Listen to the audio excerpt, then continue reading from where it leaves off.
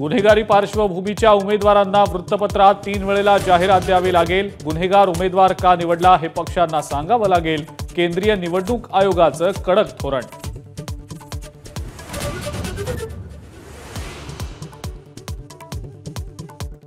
निवडणुकीच्या तोंडावर आनंद दिघेंच्या मृत्यूचं प्रकरण चर्चेत। इंजेक्शन दिल्यामुळे अटॅक आल्याचा अनेकांना संशय। संजय शिरसाटांचं वक्तव्य। तर पुरावे द्या, कायदेशीर कारवाईला तयार, केदार दिघेंचं प्रत्युत्तर।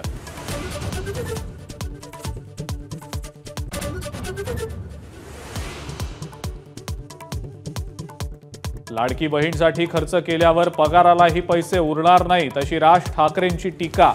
शेतकऱ्यांनी मागितलीच नाही तर मोफत वीज का देता असाही सवाल।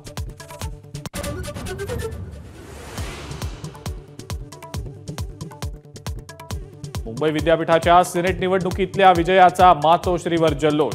उद्धव आणि आदित्य ठाकरे जल्लोषात सहभागी। रश्मी ठाकरेंनीही पाहिला कौतुक सोहळा।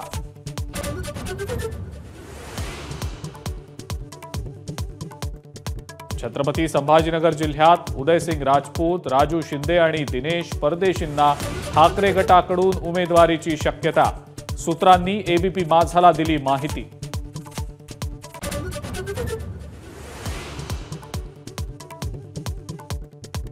अक्षय शिंदेचे वकील अमित कटारनावरे यांनी एन्काउंटरच्या घटनेचं केलं रिक्रिएशन। मृतदेह दफन करण्यासाठी जागेची शोधाशोध सुरूच।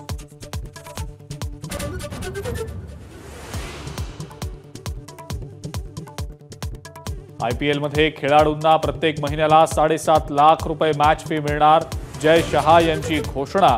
आयपीएलचे सर्व सामने खेळल्यास खेळाडूच्या खात्यात कराराव्यतिरिक्त 1,05,00,000 रुपये।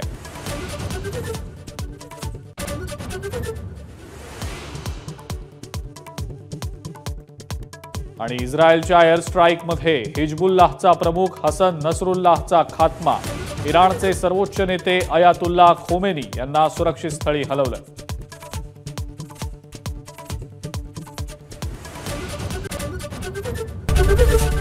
एबीपी माझा, उघडा डोळे बघा नीट।